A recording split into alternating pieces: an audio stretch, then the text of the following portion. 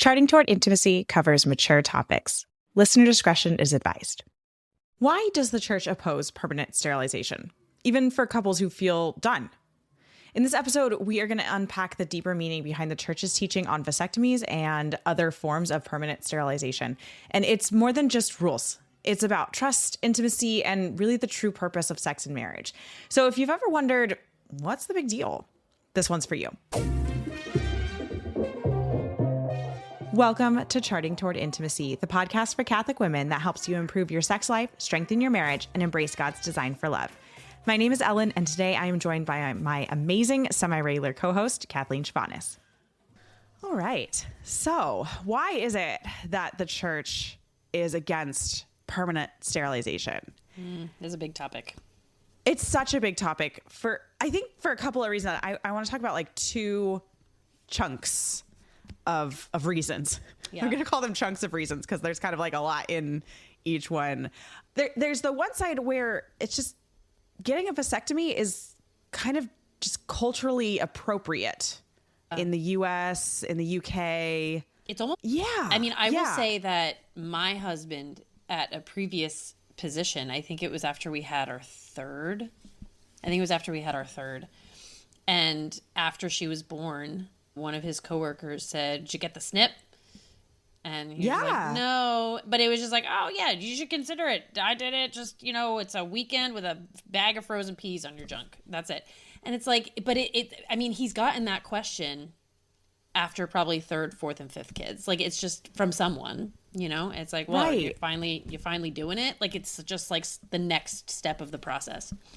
It's just expected that once you've, completed your family, then the husband will get a vasectomy. Yeah. And so there's that like expectation side, and there's a lot in there. And then the other side is there's kind of this like, well, we have a family. We've been open to life. Maybe we have 6 kids. Maybe we have lots of kids. Right. Mm-hmm. And so, we've been open to life. Can't we just be done now? We want to kind of speak into those two. Is there any other camps that you were thinking of with vasectomies or permanent sterilization? We'll also talk a little bit about tubal ligation. The teaching is the same regardless of the procedure. Exactly. So we'll use the word vasectomy mostly, but the teaching is the same. Yeah, no, I think those are basically the two camps that exist. Hey, Ellen here, and I needed to cut into the episode because as I was editing it, I realized that we very obviously missed a huge camp, which is I have a very serious medical reason that I cannot get pregnant again or I will possibly die. And I realize we did not discuss this particularly in this episode. However, I want to make it very clear that what we talk about in this episode still very much applies to that situation, and all of the morality, like morals things that we talk about in this episode apply exactly to that situation of very seriously having like some reason that we cannot get pregnant again. And, why can't I get a tubal ligation or my husband get a vasectomy? So just want to mention that area also very much applies to everything that we talk about in this episode. So, all right. So like, why does the church teach that we can't do this? Right. I mean, that second camp that I was talking about, right. We have lots of kids. We have a lot of them. Mm-hmm. We have 6, we have 8, right? We feel done. Or maybe we have 2 and we feel done. Why can't I just get a vasectomy? So first off is sex, the natural design of sex is unitive and procreative. Yes. It unites the spouses together on a physical as well as like a chemical hormonal level. And it is procreative in that like sex makes babies, right? There's not a question of where babies come from. They come from sex. And that is the natural design of sex. And sterilization, whether via a vasectomy or tubal ligation or some other form, deliberately frustrates the procreative purpose, and it deliberately closes off the possibility of life. And so it's different than just by chance the possibility of life being closed off, right? So a just by chance closing off is old age, infertility, things like that. Those are not in our, like, we're not directly intending those things. They are just happening to us. Right. But direct sterilization, it is a form of mutilation. Oh my gosh. I added a syllable in there. You did.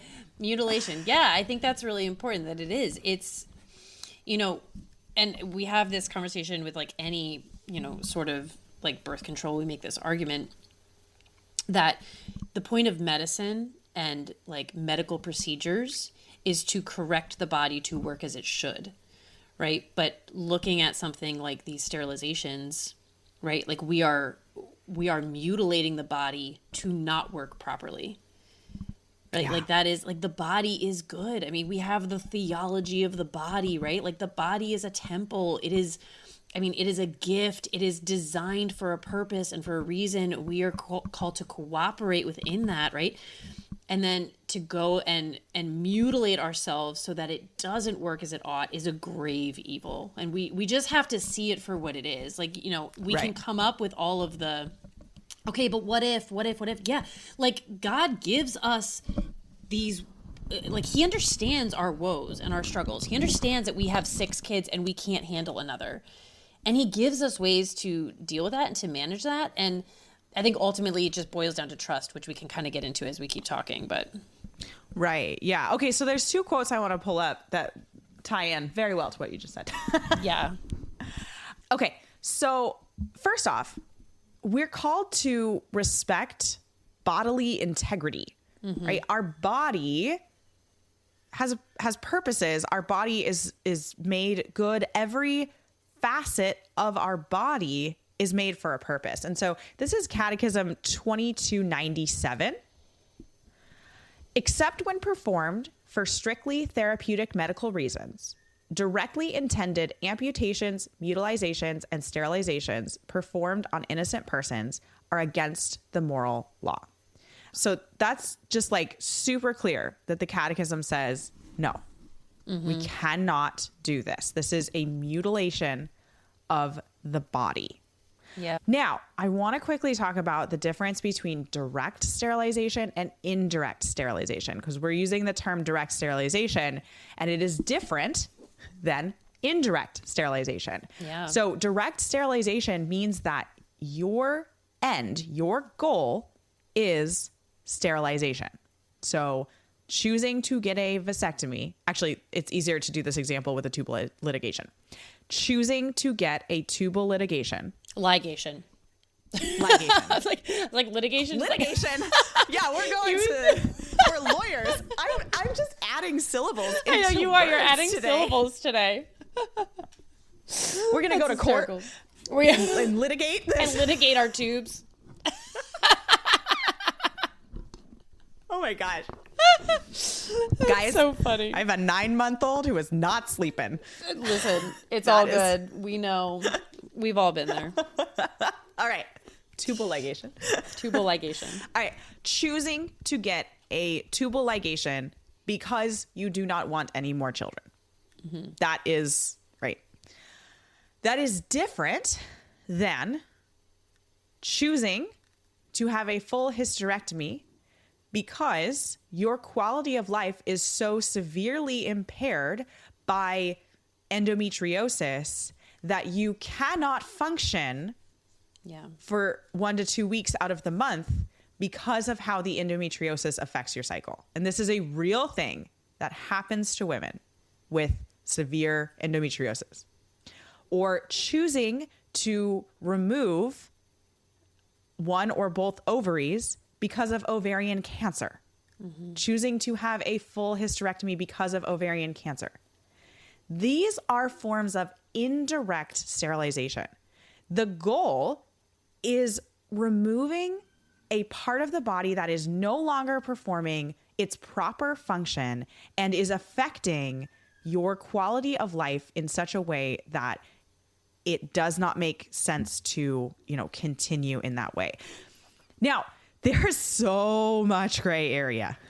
So much gray area with indirect sterilization. And so my number one suggestion is find a well-formed, good priest who knows theology of the body, who cares about life, who is, a very pro-life priest, which is a ridiculous statement that we should even make. I know. All of our priests should be so pro-life. Truly. But like find a really solid priest and ask for counsel if you are in one of those situations. If you don't know a priest like that, if you can't find somebody or you just aren't familiar with someone, there's also the National Catholic Bioethics Center. Yeah, of course. Which you can always reach out to with a question. Yeah. And I mention this because I have a good friend who, I don't remember if she actually reached out or not, but she was talking about it because they have very, very grave reason to avoid kind of indefinitely for the rest of their life. They have to, or her life is on the line. So, she was counseled towards hysterectomy and they ended up by a secular, I want to just clarify this story. Yes. She was counseled by her secular doctor to seek out a full hysterectomy. This was not the counsel of the Catholic Church. Okay, continue. Yeah. But anyway, but they, I don't remember if they actually did, but we were talking about reaching out to the Catholic Bioethics Center. So that is always an option that you can do if you cannot find a priest. Yeah. Yeah.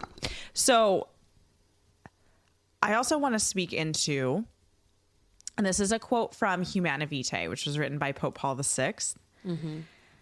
Because there's also a lot of times I'll hear, contraception, sterilization, like we're going to like a lesser evil here. It would be better to use condoms than let a marriage fall apart. It would be better to receive a have the man have a vasectomy than the woman die in childbirth. And I am not trying to make light of these, but I'm going to just read you what the Supreme Pontiff in the 60s had to say about this. And the church has not changed her stance in any way. And this actually was always the stance. Neither is it valid to argue as a justification for sexual intercourse, which is deliberately contraceptive. So meaning like sex that is either sterilization or using, condoms, birth control, etc. That a lesser evil is to be preferred to a greater one, or that such intercourse would merge with procreative acts of past and future to form a single entity and so be qualified by exactly the same moral goodness as these. So that's a lot of like, what in the world did he just say? Yeah. But basically, we cannot argue that somehow contraception, whether sterilization or, birth control, condoms, whatever, we cannot argue that some lesser evil, the lesser evil of contraception is permissible in order to avoid a greater evil.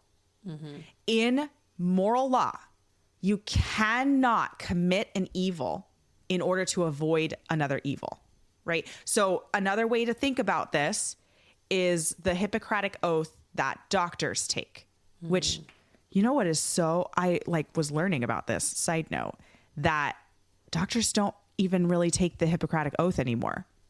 What? Is that true? Yeah. Like in med school? It's like at their graduation? It's like, it's kind of optional because of all of these mutilations that we have in, current, so medical. Anyway, okay. Yeah. Sorry. Let me say this and then. So the Hippocratic Oath that hopefully most doctors are taking. So the Hippocratic Oath states, this is one of the examples of the Hippocratic Oath. If you have 5 people who need 5 vital organs and it would save their life if they received an organ transfusion or a transplant or a blood transfusion or whatever, right? They need these 5 vital organs. These 5 different people need 1 organ each. We could kill a perfectly healthy person and take their 5 organs and save all 5 of those people, we can immediately see how that is so not morally permissible. We cannot take, but 5 people versus 1 person, right? No, we cannot take a lesser evil. We cannot do a lesser evil thing in order to prevent a greater evil, right? We cannot kill 1 healthy person in order to save 5 healthy people. Right, or I mean, to save 5 people who need medical attention or whatever, right? So that's the moral precept that we have. We cannot, like, there is absolutely no moral grounds for committing a lesser evil in order to avoid a greater evil. That does not compute. Yeah. And I will say too, just because I hear the argument a lot that just like our marriage needs this, like we need to take away the stress of having children. Like we need, we're like kind of drifting apart because of the stress around our sex life. And like, girl, I get that. Like I am there, but we have to remember that 9 times out of 10, if not 10 times out of 10, sex is not 10 times out of 10. 10 times out of 10, sex is not actually the problem, right? It's going to be a greater problem of overall intimacy that needs to be addressed, not just a lack of sex or not enough sex or whatever it is. Sex in this situation is a magnifying glass. Yeah. Like it's, just imagine, you've got a crack in your kitchen counter. And kitchen counter like typically still works. Let's say it's a granite countertop. Okay, so you've got a crack. Every time that you like use the countertop, the crack might get just like slightly bigger. Sex is not the crack. Sex is the magnifying glass that you then hold over the crack and go, whoa, this is such a big problem. Yeah. Yeah. Okay, the crack is an issue of intimacy in your marriage, an issue of closeness, unity, holiness, etc. in your marriage. Sex magnifies those problems. So a lot of times, and like the crack maybe just isn't even visible yet without the magnifying glass. And so we think, okay, we've got this issue with sex. Sex is hard. We have too many kids. We have NFP is too hard. We have to avoid pregnancy for the rest of our lives. We couldn't possibly use NFP for that long. We only get a few available days a month. That's not fair. Yeah. And so we think that sex is the problem, but it is truly not. Like it truly is a magnifying glass to the deeper problems that we have in our marriage that need to be addressed. So in fact, the best way to address those, and I know this is a really hard pill to swallow, but if we're having issues with sex and it feels like sex is the problem, the best thing to do is stop having sex and address the problems. So actually NFP is helping you here to have these periods of time where you're not having sex so that you can address the problems. St. Paul says that couples like can set aside sex for time in order to focus on like prayer and piety. Like that means fixing your marriage. Yeah. Like that's what he's talking about. Yeah. He's saying, put sex to the side so that you can fix the crack. Okay, so I want to like transition a little bit back into vasectomies and away from the cracks in our countertops. I like just talk about like what a vasectomy really means, because and this is the problem with birth control, is that we just see it as avoiding pregnancy. I get asked a lot, you probably do too, Kathleen, just in the work that you do in fertility awareness, like what is the difference between using natural family planning and using contraception. The goal is the same. All the time. Yeah, all the time, right? Okay. The goal is the same. The ends do not justify the means. That is the biggest thing that we have to state here. But a vasectomy, permanent sterilization, is not just preventing pregnancy. And the same goes for contraception. It is not just preventing pregnancy. It is permanently shutting off for a vasectomy, right? Or temporarily shutting off a healthy, natural function of the body. It is deliberately making sex sterile. And that actually changes the meaning of sex. Yeah. Because sex is a total, full, natural union of persons, which includes our fertility. Our fertility is part of us, right? Yeah. And like, it's so obvious to see that in women because our reproductive organs are inside of us, right? We talk a lot about like, we'll say, oh, this is in me, right? This dream I have is a part of me. It's inside of me. Like when we talk about something that is really important to us, it's in us. Yeah. Right. And like, so, and our reproductive organs are in us. They are a part of us. And that's like a really cool visual. And so like if we're coming together in a total, full, complete union with another person, that includes every part of us. It includes our fertility, right? A permanent sterilization, a vasectomy says, I want most of you, but I don't want all of you. Yeah. Right. Or, it says like, I'm willing to give you most of me, but not all of me. I don't want to give you my fertility. Right. I don't want to open that up to you. Right. And so we're actually closing ourselves off to the amazing, deep, like incredible union that is present in sex. Like sex is not just for making babies. Sex is not just for the pleasure of it. Like there's so much more. And we have scientific evidence of this like natural bonding that happens when two people have sex. Like it actually changes the brain chemistry of the person. And you actually become more like the person that you have sex with every time that you have sex with them. Like your brain changes to be more like that person. It's funny. I was reflecting on this and thinking about how like, that joke of like, oh, we've been married for so long. Like when a married couple will like respond the same way to something. Like my husband and I just did this last night. We like each saw a friend doing something funny at a different time. And we said the exact same thing to him. Oh my gosh. And I was just like, oh my gosh, this is ridiculous. Like we've been married for too long as the joke, right? Yeah. Obviously we have not been married for too long. Like we will be married for the rest of our lives. Till death. But like it is actually true that we actually become more like each other.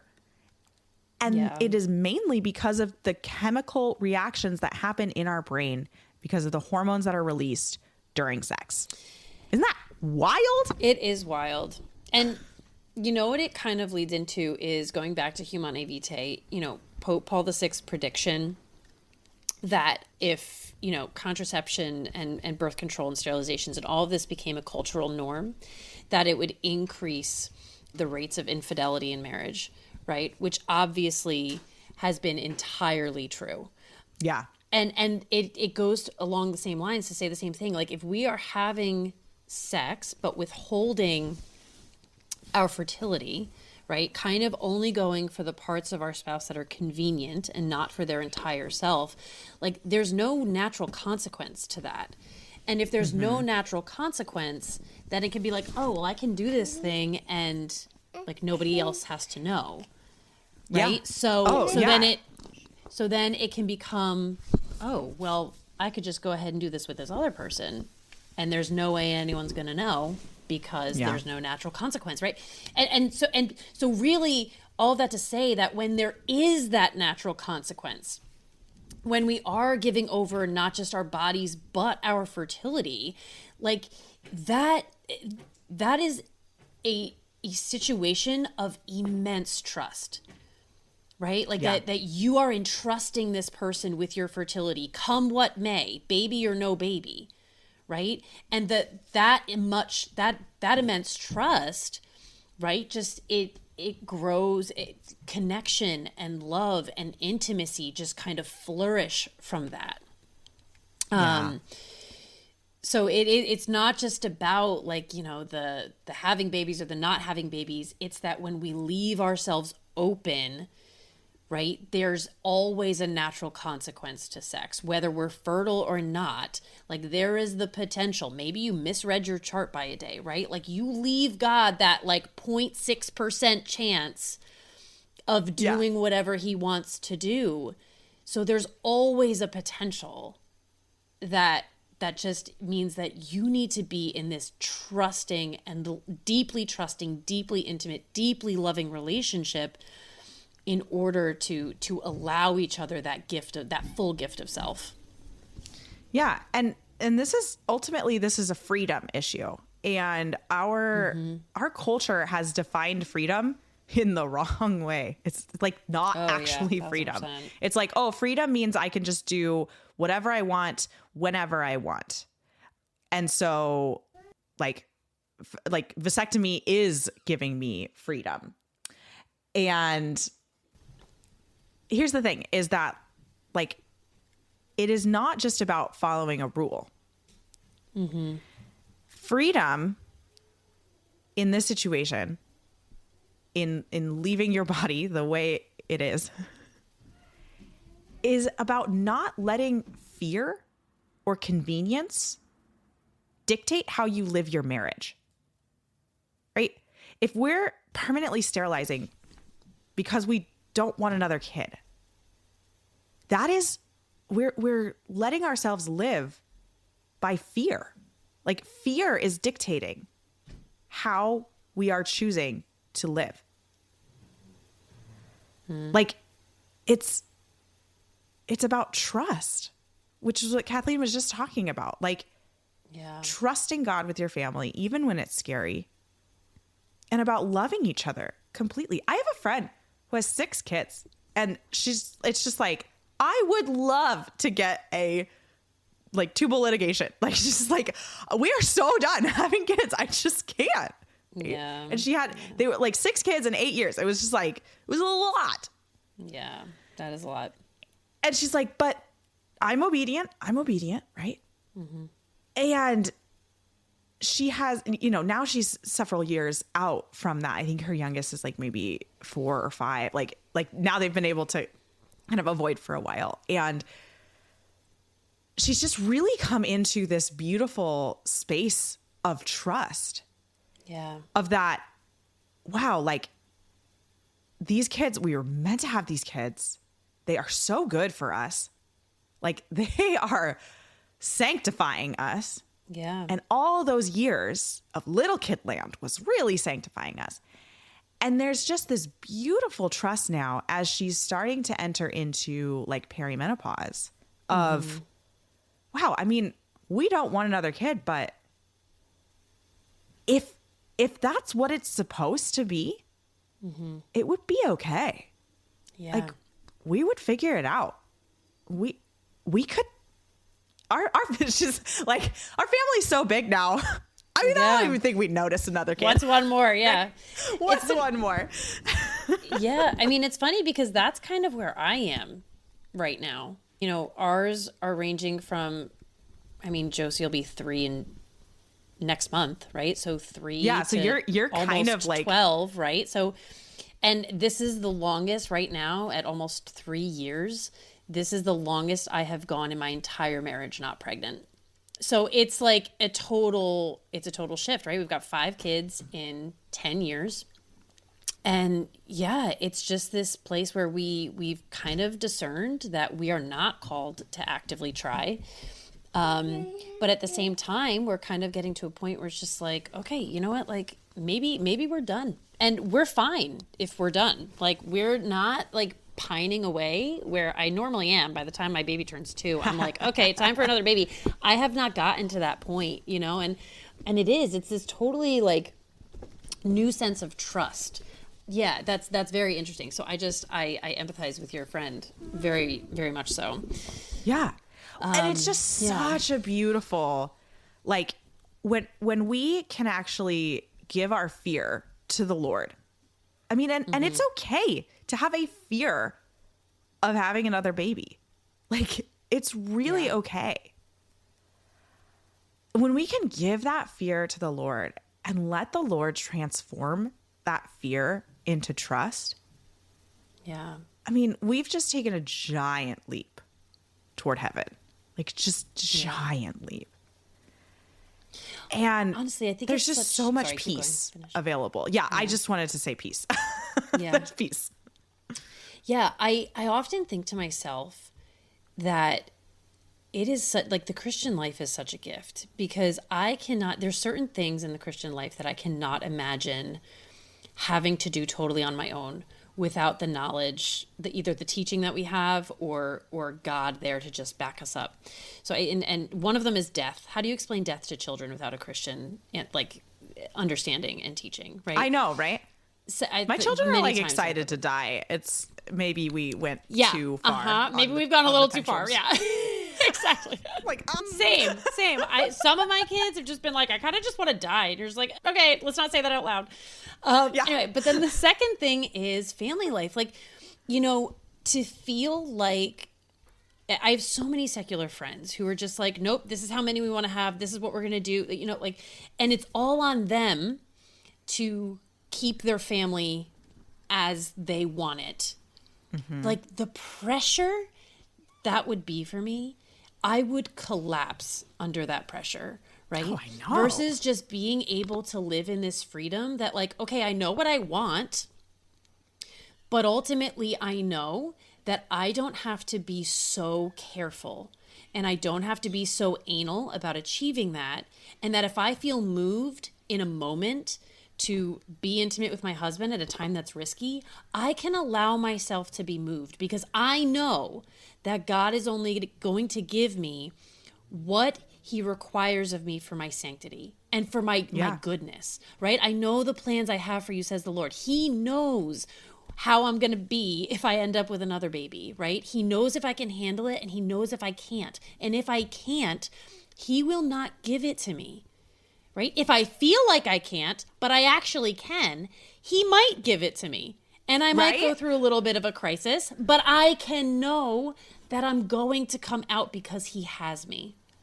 Yeah. Right? Like we just, to know that there is a greater plan outside of us and to be able to live freely where we don't just have to be so obsessive over the pills or the charts or the whatever, right? To allow ourselves the freedom of flexibility and to be moved by the Spirit is such a gift because we have a God who loves us and who is only going to give us that which is good for us.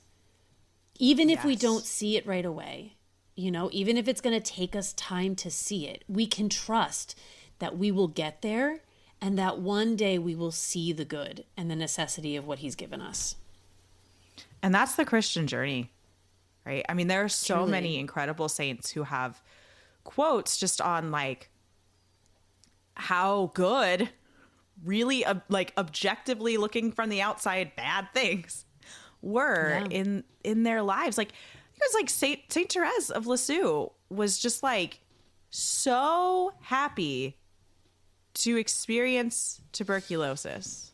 Just like, great. Yeah. Like wild. The Lord is like giving me such a gift. Right? Like tuberculosis, and wasn't like, you guys.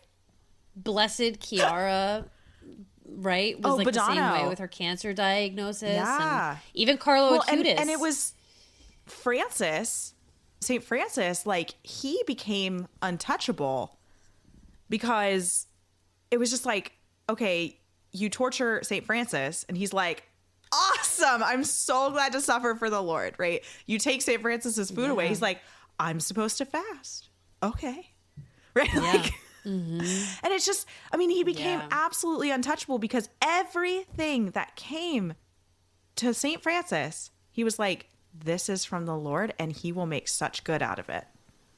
Right? And like, we can say the same thing, even if we don't understand something. Like, I mean, and we say like happy to, right? I think happy to suffer certain things. And I think that some of the saints like they're so far ahead of us that it's like, well, that sounds ridiculous, right?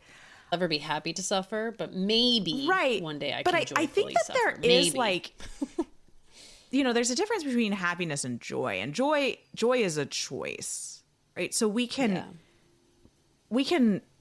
have something terrible happen and we can be like, wow, what a gift to suffer for the Lord. Yeah. And like choose the joy of like salvation in that bad thing, right? And so it's like, okay, I'm pregnant with my 7th kid in 8 years. And I just like, I don't understand. I can't do this.